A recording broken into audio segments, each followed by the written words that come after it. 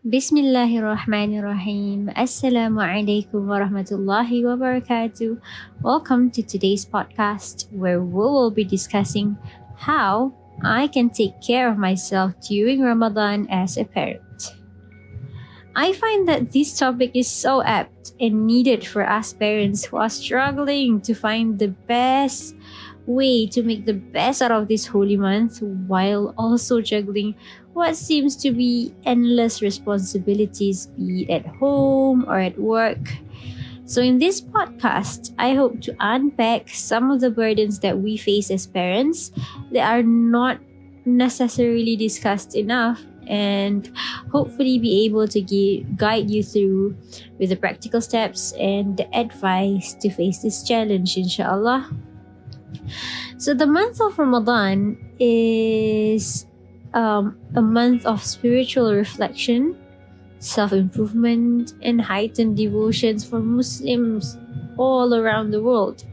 It's what all Muslims are doing in the month of Ramadan. We fast from dawn till dusk, as we know that it is an essential part of Ramadan. And undeniably, it can be challenging to balance fasting, parenting, and daily routines. In this podcast, inshallah, we will share some tips and strategies for you to take care of yourself during Ramadan as a parent.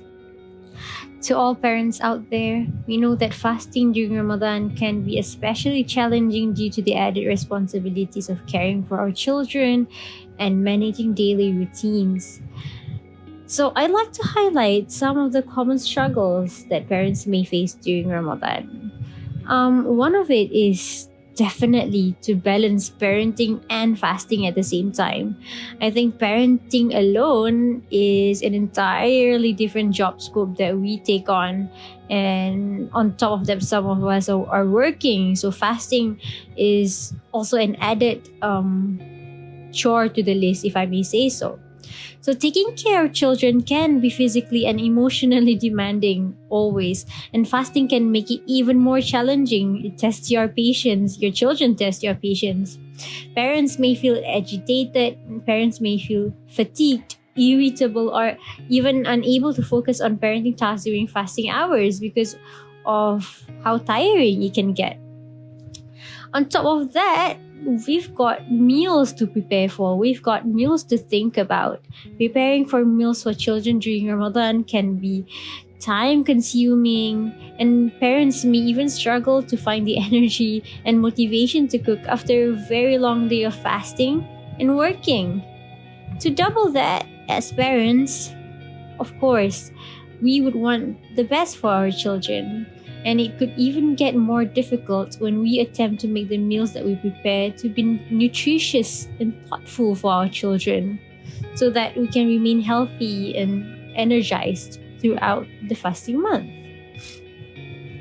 So, while preparing meals, we also manage daily routines. So, Ramadan can have an effect that changes your schedule or your normal routines daily. The time that you wake up, the time that you go to sleep, it can definitely disrupt your daily routines and your sleep schedules with different work routines, which can be especially challenging for parents who need to balance work, children, and on top of that, the practices of Ramadan.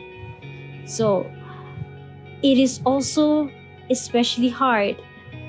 We hear you, parents. We understand that it can also be especially hard to find time to actually sit down and have that downtime, even for a few minutes, for spiritual practices. So, we all know that Ramadan is a time for increased spiritual reflection and devotion.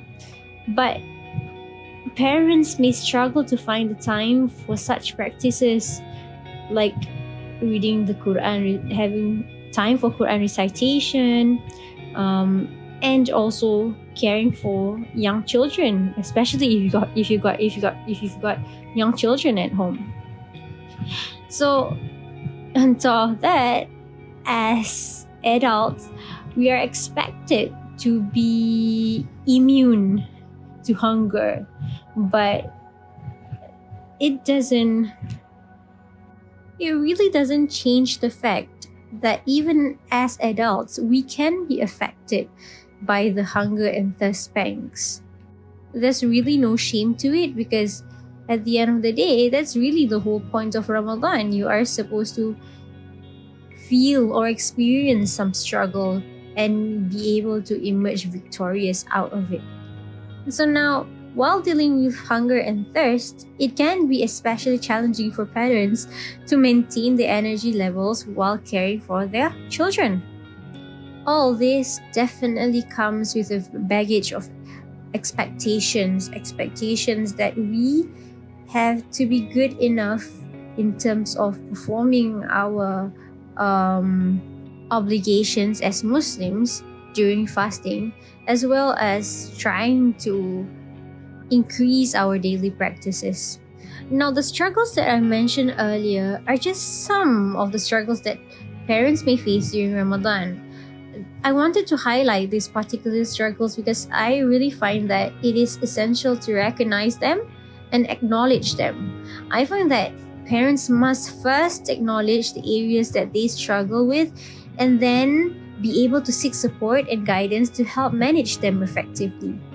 So, by prioritizing self-care, establishing routines, and seeking support, parents can take care of themselves and their families during Ramadan, most definitely. So you're wondering, what exactly can I do as parents to then take care of myself? One of the most important things that you can do as a parent during Ramadan is to establish a routine that works for you specifically and your family.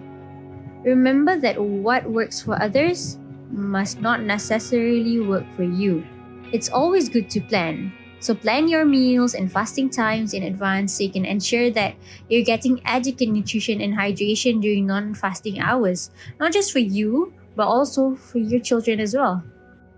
I can't stress enough how important it is to eat healthy and balanced meal during Ramadan when we are fasting. Yes, I know that it can be stressful, but I really want to ensure you that planning does help. What it does is that it really helps lift the burden of the uncertainty of not knowing what to cook on that day. That scare that all parents face. The scare that I, to be very honest, find quite unnecessary. So if we could just throw that baggage out the window, then that's already a problem solved, inshallah. Now, we hear you, parents. We understand that it can be very hard to really find time or rather the opportunity to be able to squeeze some added task. But it is so very important that we try our best to carve out time from our schedule for spiritual practices that can potentially bring peace and comfort to your heart. So now this window of time must be only for you and God. So it's just for you. And you've got to think about yourself during this window of time and not everyone else. Now, it need not be a very long period. It's just a small window of time where you can take the time to do your own self-reflection, think about your own connection to Allah subhanahu wa ta'ala, and maybe even rekindle that relationship. That 5 minutes that you take can definitely boost and give encouragement to you to keep on pushing for the rest of Ramadan, inshallah. It gives you a time to look forward to, knowing that it's a very personal time between you and God. A time where you are free to talk about everything that's in your heart.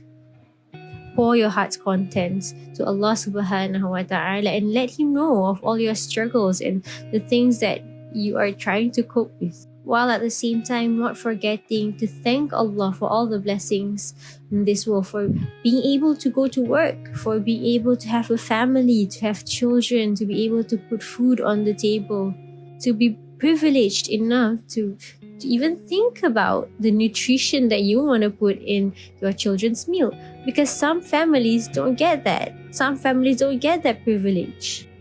That 5 minutes with God could really change your entire Ramadan. Now, moving on, I want to talk about how it's also important to prioritize rest and relaxation during Ramadan.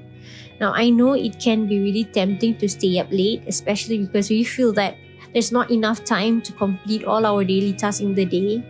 But we've got to also remember that overexertion can also lead to burnout and exhaustion, which might not be a good thing for the long run.